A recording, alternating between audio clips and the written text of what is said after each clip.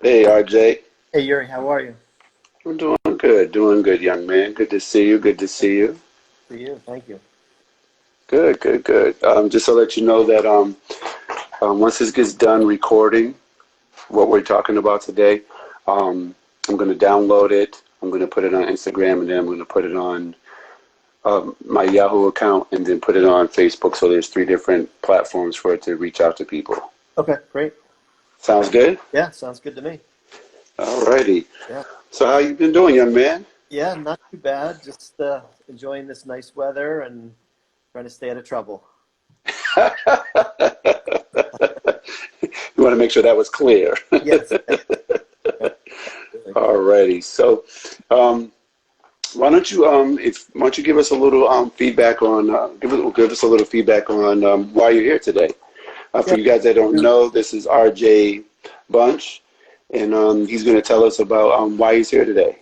Go ahead. Well, first, thanks for the opportunity to come on and kind of talk about the Vin Baker Foundation and talk about our that's coming up. And even before we get started, I want to let you know I was speaking to Vin earlier, and he sends his best and his love to you. So I wanted to pass that along to you to start with. Um, Greatly appreciate that. yes. So yes, I'm here. With the Vin Baker Foundation. We have a race coming up that normally this time of year we have our 5K in Old Saybrook, Connecticut. It was scheduled for July 18th, but because of the COVID-19, we've had to make some changes, and we've seen this race grow from the first year 3 years ago. I talked to a race director, and they said, you'll probably have 50 or 60 people show up. And the first year we had over 300. And then last year we had over 700. So this year we were expecting over 1,000 people. And, certainly because of state and local officials, they wouldn't allow that. So what Vin and I decided to do was to make this into a virtual race. And this really allows us to reach more people, reach everybody across the United States. Vin's passion is helping save lives from addiction. He's had a very well documented story about his addiction and now being 9 years sober. That's why we call this the Addiction Ends Here road race. So the Right, road right, right. Yeah. is it'll be from July 1st through July 15th, this virtual race. Well, I'll let you know right now. We already signed up. My wife and I, we signed up. I think it was yesterday, and we're really excited. Um, and we're going to videotape what we're doing, just to give like an idea of what we're doing. So for the 5K, my wife and I made a decision that we're going to go hiking up a mountain as our 5K because she really loves to hike, and hiking is really, really great avenue to get out there into the woods and just go. And we have a great place that we're going to go to, and it's usually like a hour and a half to 2 hour hike. Right? So that's what we're going to do, and we're excited about that. But when I was speaking to you and Ben last year, it was just amazing that the care that you guys take into making sure that it's not about then, that it's about those with have addiction issues that we need to reach out to and help, and making them more educated and giving them more resources and more opportunities to find help. Um, what made you two decide to do this 5K? Well, when we first started this foundation a bunch of years ago, and I've known Vin, and we've been best friends since we were in elementary school, so we have quite a history. He decided he wanted to use his platform and his story to help save lives and impact people and help with the reduce the stigma of addiction. And one thing Right. I really wanted to do is to have this in our hometown of Old Saybrook, where we grew up together. We have a big following in Connecticut. So we really thought that a 5K would be something where we could get people on the street, people outside of their homes, exercising, hearing Vin's kind of message of hope. But really, more important, it is about the people who join us, that we have people join us every year that are who've been affected by addiction, who have a family member, a coworker, a neighbor that's been affected.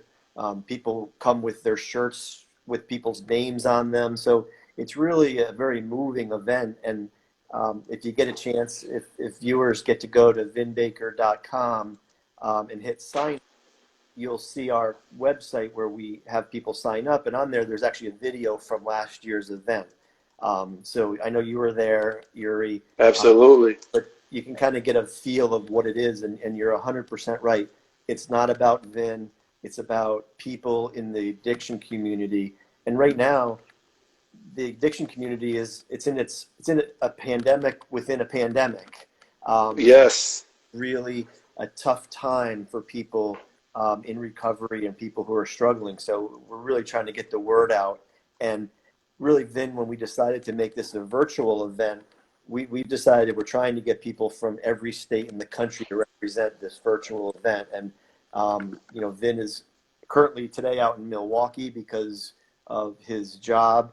So we're going to have a lot of people out there, but we just want everybody to grab a friend or a coworker or a neighbor and, kind of join us and to really take a stand against addiction, because everybody knows somebody. So we're all affected in one way or another.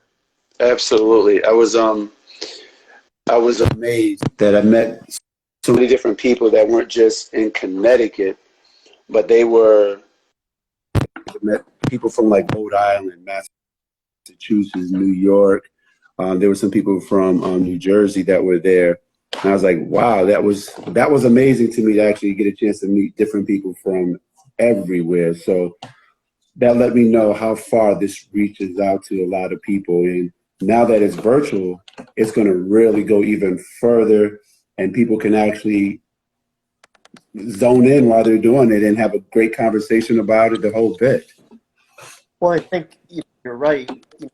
With this pandemic of COVID, that we're all in this different world right now, everybody's looking to get out of their house. We've all been kind of cooped up, and no better way to kind of start exercising, get some fresh air.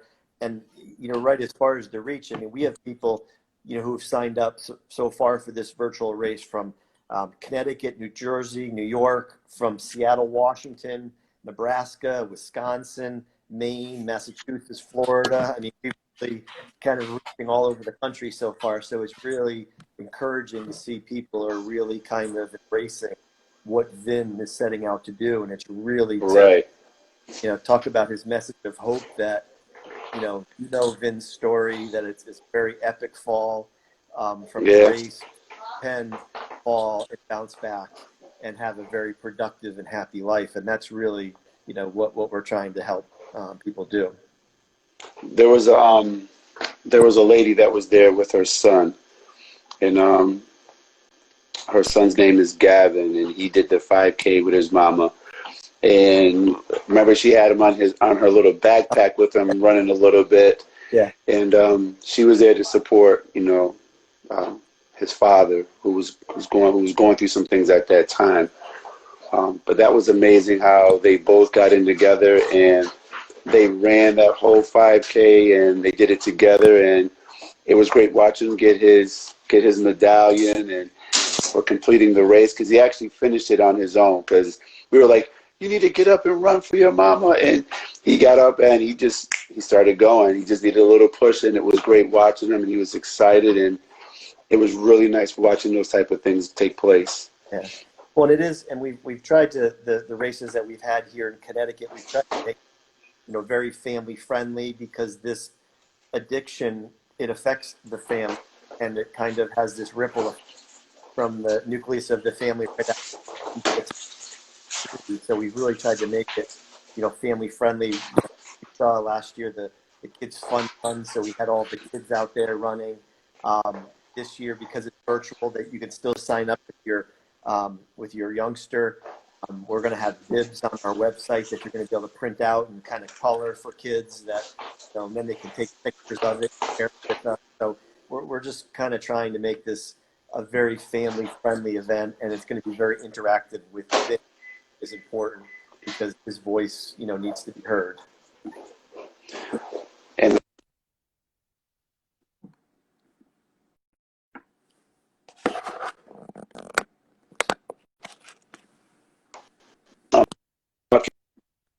with Sarah, um, and she does drug and alcohol and mental health and things of that nature. And what she said in the interview I did with her was that she said that during this crisis, during this pandemic, there's a lot of people that are shut in and they're like really, they're like their mind is going all over the place. And we have to be very careful that, you know, they don't go back to the other side. And for those that are not on that side or thinking about going on that side, we got to keep them in a positive mindset.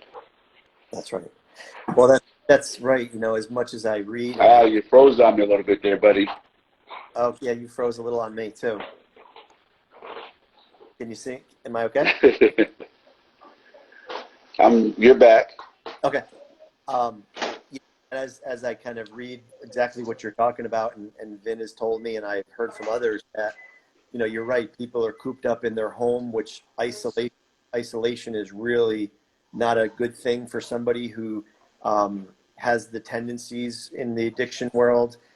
Some for people in recovery. So it really is a difficult time that we're going through, and especially this world that a lot of the meetings, if it's AA meetings, are virtual now.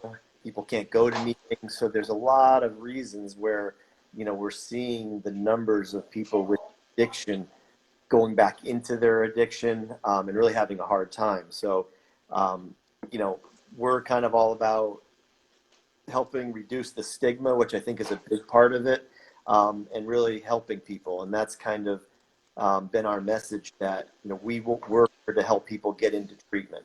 Um, every time, you know, Vin and I will talk about what we're going to do and program, really just about saving lives. So, you know, there's a ton of resources, and we're here to help people if anybody's in need or knows somebody who's in need. So that's why we're here.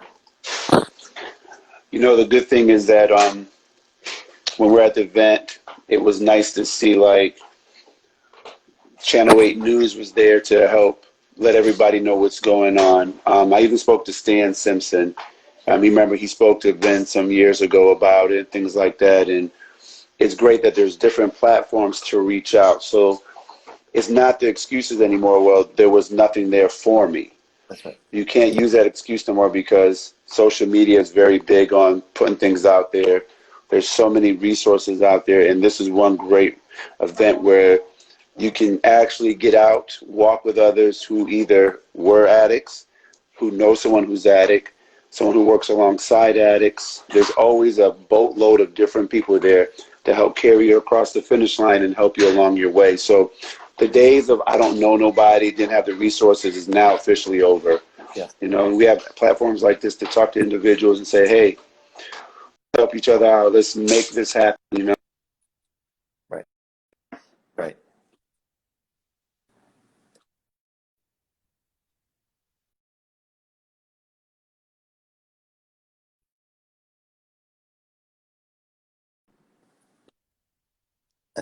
You froze up on me one time.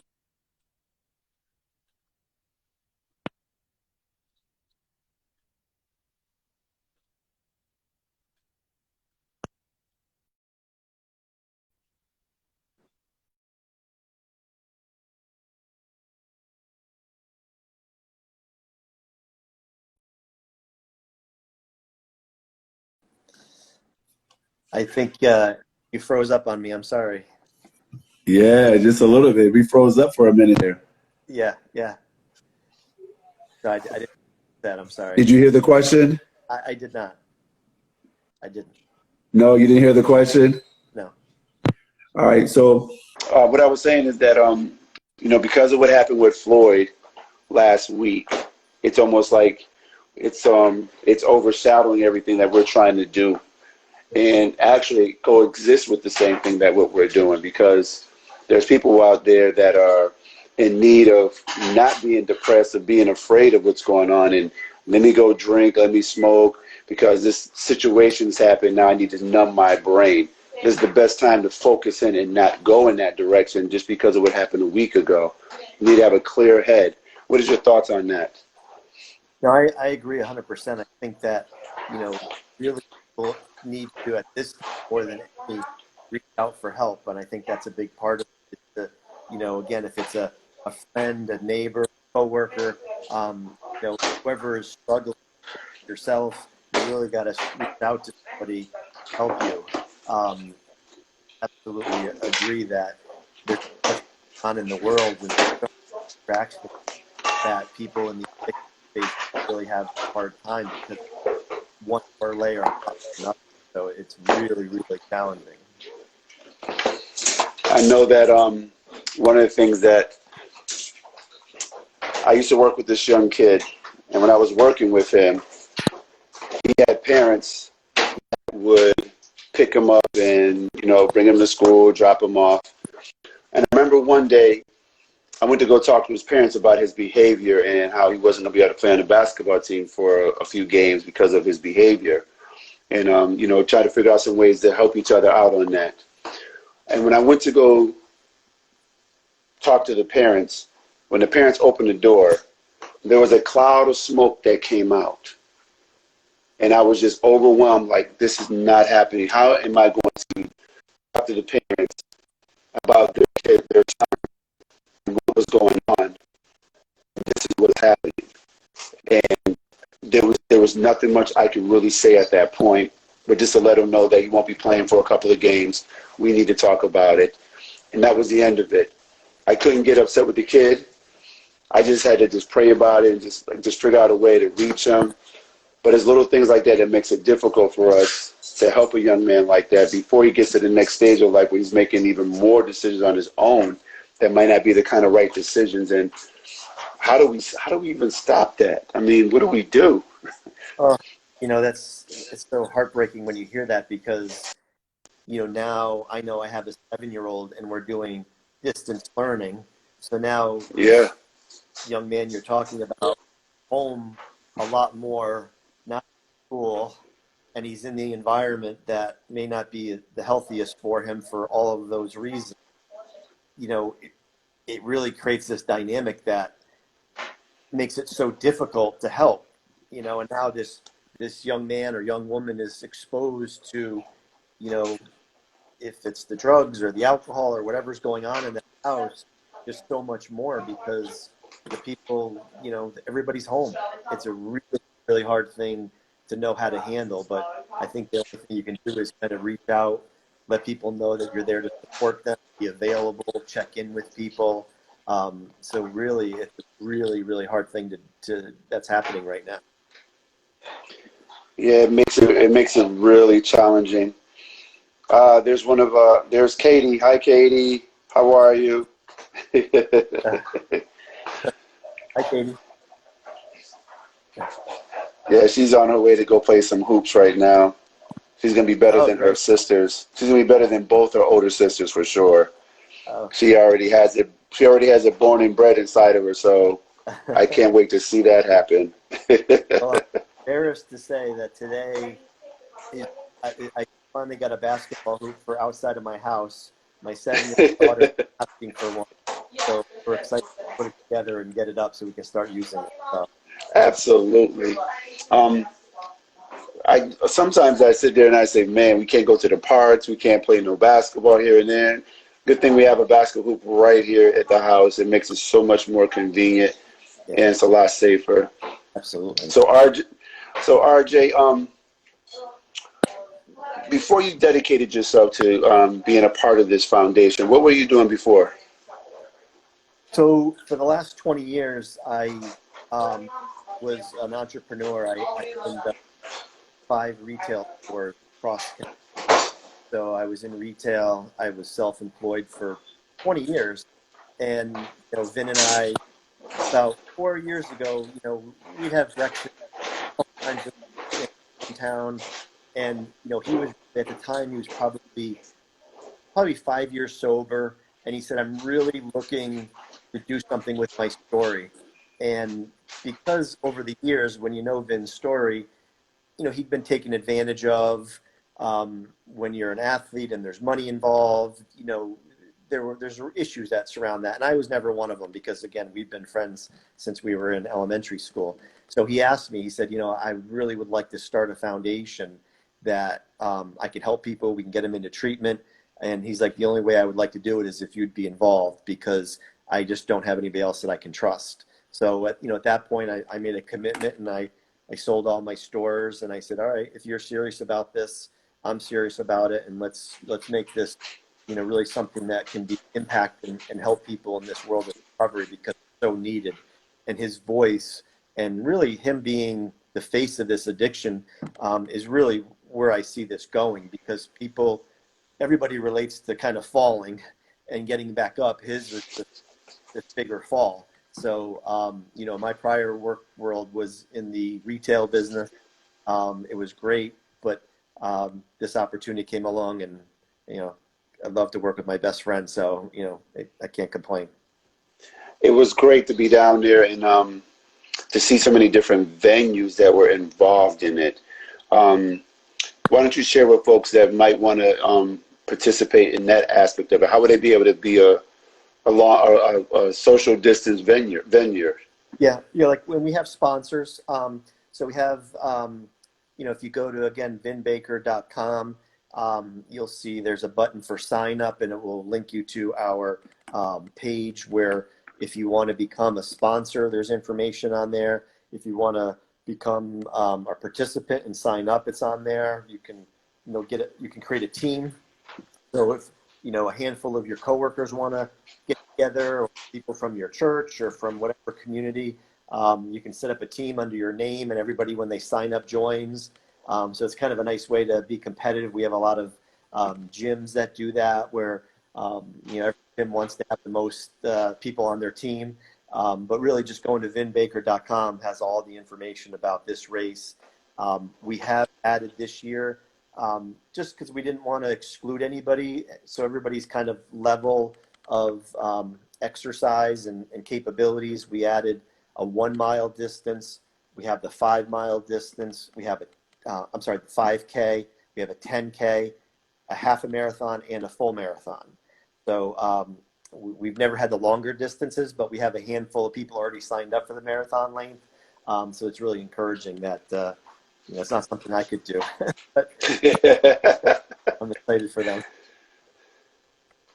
Yeah, Sharon, it'll be available later. I'm going to actually download it, and I'll post it for you guys to watch it in just a little bit once we get finished with this.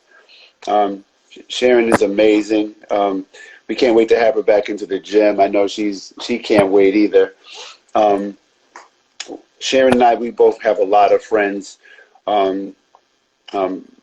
back at the town that we went to school at, and we know a lot of people there who had a lot of drug addictions. A lot of them in Manchester. Just, you figure, you hear the word Manchester, it's this, city of village charm and all kinds of things. Hey, Miss Craig, how you doing today? That's Miss Craig, former Manchester Community College, now Miss EMT of the world, Miss EMT. This is RJ. Nice to see you, Shelly. And there was a lot of people that we've met over the years who had a lot of drug addiction problems. So it hits in every place, everywhere you go. It's not just in the inner cities. It's in suburban America. It's every place you go. Colleges, military, you name it, it's everywhere. It's not quarantined to one area, if I can use that word. No, you're 100% right. We get a lot of calls of people who are struggling or have a family member who's struggling, asking, where we would send them, what we would recommend. And, you're right that, recently we had somebody who was an attorney in New York. So you get from, somebody who's, been in practice for 30 years, and a family member reached out to us saying, where do you recommend? Where do you have partnerships and relationships? So every age level, every demographic, you're 100% right that we get calls every day. And it's amazing how it affects all ages, all races. It's just across the board. It's not going away, unfortunately. Well, RJ, before we go, I just want to ask you a couple more questions. And first and foremost, I just want to say thank you for being here. It's been a great honor to finally get a chance to talk to you one-on-one without any other, distractions around us. Hi, Amy. One of the things that I wanted you to share with people is what are some really inspiring things that you feel that people should truly do in this day and age to help a family member, themselves, co-workers, watching other co-workers pretty much go down the drain? I knew a guy who was a fully functional addict. He would go to work Monday through Saturday, go to work, leave the house at 4:35 in the morning, get home like around 4 or 5, and every day would drink for like 35, 40 years. Was functioning, paid bills, the whole entire bit, but that's all he knew how to do. And some people say, well, he paid his bills, but that's all he did. And then Sundays, he would go get his alcohol. He would drink all day, the whole entire bit. What do you say to things like that? I mean, how do we? Hey, Dane, we got to get Dane out on the walk also. Dane's like around 6'2", and he benches like 300-400 pounds, All right. like 10 reps of like 30 reps of like 400 pounds, and like, oh, this was a light workout. All right. Get him signed up. We got to get him signed up. But Yeah. what do you say to people that are highly functional, and that continue to do things like that? I mean, he ended up dying because of his liver and stuff like that. Started to shut down tremendously on him, and he just started losing more weight, and eventually it caught up to him. What are some of the things you want to say to those folks like that? We always tell everybody, and what I would tell somebody is you've got to reach out for help. So if it's the individual, they have to be ready to make a change in their life. If it's somebody in your life that if it's a friend, that family member, coworker, really, there's nothing wrong with having a conversation. I mean, again, I can talk from my experience that, when Vin was in his height of his addiction, I was the first one to tell him and express my concern. And again, it's hard to get through to people at that point, depending on where they are. Mm-hmm. But I think letting them know that you care, that you're available, that you're willing to listen. If there are people who are in need, you can absolutely reach out to us at the foundation. We have some amazing partnerships with some great treatment centers that, we've flown people to treatment centers in Florida and Texas, Nashville, and Virginia that we have some amazing, amazing results. So I would just tell everybody, if you have somebody that's struggling, is reaching out, letting them know they're available. And they have to be ready, to be honest with you, because there were times that, when I spoke to Vin, like he just wasn't ready. But I could just be consistent in, I care, I'm here to listen. What can I do to help you? And keep nudging, because when they are ready, you're going to save somebody's life. Yeah, sometimes you have a lot of people out there who are so gun-ho that you can actually push somebody away. But if you share love and concern, like you said, you're absolutely 100% right about that, and let them know that you're going to be there for them.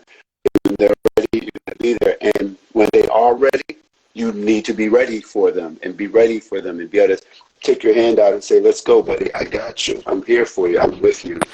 And that's true friendship. You're right. People have to go, and the important thing in that I've learned is that when somebody's ready to go, they have to go now. So there's times when we get phone calls on a Saturday night, and I've had to Vin or text some of the people in some of the treatment facilities that we work with that this person needs to get on a plane now or go to detox now, because the problem is the person will say, well, I'll go on Monday, but that leaves all of Sunday for trouble. And typically by the time Monday comes, their mind has been made up. So when somebody is ready to go, it's got to be now. So usually when we get that call and somebody is ready to go, our call is, okay, do we have to get them transportation, car, airplane, train? How are we getting them there? And it's got to happen now. So that's really a very, very important thing, that when somebody's willing, you've got to take that opportunity and be there for them. And again, happy for anybody to reach out to us, because we're happy to help, and we'll get them into a facility. I like what Sharon said. She says, if they acknowledge it. And then Amy says lots of people are in denial. That's the sad part about it. Yeah. If they acknowledge it, some people have to acknowledge it, and it goes along with the denial. Both you ladies are 100% correct. Some of them know that they're addicts, and some of them just don't care. So we have to just continue to plug along and, give them that nudge, like you said, to keep them going. And it can't be, it has to be a team of people, having different people reaching out. And some people have to cut people off, say, hey, listen, I'm not going to allow you to come to my house like that. I'm not going to allow you to be in my home like that. I love you, but you can't come to my home that way. And it makes the other person think, well, they don't care about me. Or do they care about me? Why are they treating me like this now? It's because we love you that we don't want you persistently around us and being in that fashion. We want you to start realizing that we don't want this stuff in our homes. Yep. No, you're right. I think you have to have boundaries, which is important, to be respectful of people in your own home, that you can't bring that if you have youngsters and there's things that you don't want them to see. But you're right. People are in denial. And, that's really a big hurdle. So that's really why when somebody comes to that realization of, I need help and I'm ready, it's got to be now. So absolutely, denial is a big part of it. Well, RJ, I'm just going to tell you that. Thanks, Sharon. Yeah, RJ's always right about what he's talking about. He's been doing this for quite some time now. And, his best friend, he watched his best friend go from the top and watch his friend start to fall. And it had nothing to do with financial. It had to do with his emotional, his spiritual, his mental breakdown of what was going on around him. That was the most important piece that you actually watch go away, because money comes and go. The financial piece comes and go. You can make money or lose money, but it means a lot more when you sit there and you watch somebody falling down physically and emotionally, that they really need. That's the most help. And Sharon says, thank you, RJ. Thank you. And one thing, Yuri, I just want to mention too, that, I think is a really important part of this is, I think people lose hope. And, if you remember last year, and when people on that website and they see Vin kind of talking in front of the crowd, you don't feel like you can get through this and there's something on the other side because you're almost at your rock bottom. You just have to have hope. And that's, again, what Vin will always talk about when he, worked at Starbucks and put on the green apron at Starbucks, that it was very, there was a lot of humility. So, that's really, again, a big part of it, that, when people learn about different stories of different people, of what they've gone through, that there is hope and you can get through it. It's going to be difficult, but it's much brighter on the other side. So I think the hope Absolutely is a really important part for people to know it's possible. Well, RJ, I greatly appreciate your time. My sister is falling down. We'll keep praying for her, Amy, for you. We'll keep praying for her. Go on the Vin Baker website and see if there's anything there on vinbaker.com, and see if there's something there for you to, send her way so she can take a look at it. I'm hoping at some point we can have some kind of camp out here with Vin. Like a camp that has to do with addiction, where people can come together at some point. I was just thinking about it the other day. That would be very interesting. Maybe, every other year or something like that, people come together and get educated, just besides the 5K, but have a educational camp for, families or friends that need more education and more close stuff. Does that make sense what I'm saying? Oh, absolutely. We have one of the programs we're actually working on is kind of touches on that. So we're kind of in the works in that department, but we're actually working on where we can bring the foundation, even if we can't have our own camp, that we can bring the foundation to a camp.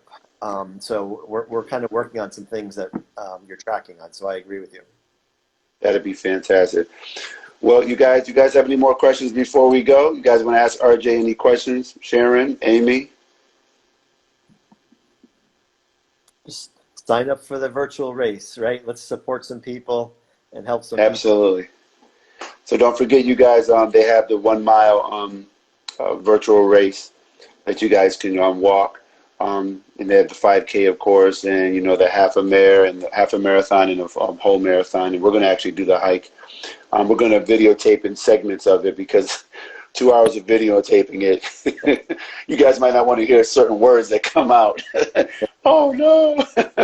And you sign up now, and hopefully you got yours in the mail, Yuri. But we're sending everybody the mask, so it's actually a really cool mask with the logo and everything on it, and it's a washable mask. So it's just a Yes. thing that's kind of cool that we're all looking for masks these days. So when you So sign up, listen, we have some masks from the gym too that we have. It says the gym. You guys been to the gym, so Yeah. we have those that are washable as well, and the stuff like that. So make sure you guys send us where I can send that to, and that way I can go ahead and we can get you guys some masks or something like that. Okay. Yep, All absolutely. right. So listen, Sharon, Amy, we're about to hang up right now, but if you guys have any questions, feel free to ask RJ some questions on Facebook or Instagram. Or you can contact me for some information, some questions, and I'll give you guys information. Yeah. Again, it's great to have you, RJ. Hopefully we can do this again just before, at the end of the month, just before the virtual race begins, maybe like the 30th or the 29th. Yeah, Um, absolutely. My information, well, to answer one of the questions, the virtual race is from July 1st to the 15th. And yes, there is a 1 mile event. But my information's on the website also, vinbaker.com. So anybody can reach out to me.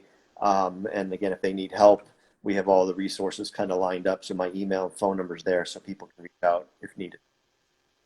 all right. Well, everybody, listen, be good to one another, love one another, stay in touch with one another. And again, we thank you, RJ, for this opportunity to share such a wonderful foundation. And I'll be in touch with you the next week or so we can set up something towards the end of the month just before the foundation kicks off and give some more information out to people, okay? That's great. I really appreciate it. Thank you very much. You're welcome. Good night, everybody. Okay. Thank you, everybody.